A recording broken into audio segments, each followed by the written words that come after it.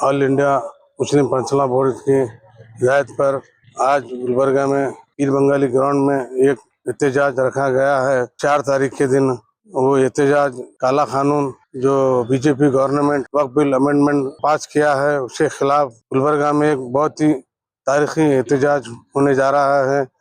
इसकी सदारत सैयद अल अली हुसैनी साहब किबला सज्जद नशीन बारगाह बंदा नवाज रहमतुल्लाह अलैह और मोहतरमा कनीज फातिमा साहबा नॉर्थ एमएलए दोनों की निगरानी में ये 4 तारीख के दिन एक एहतजाज जलसा रखा गया है।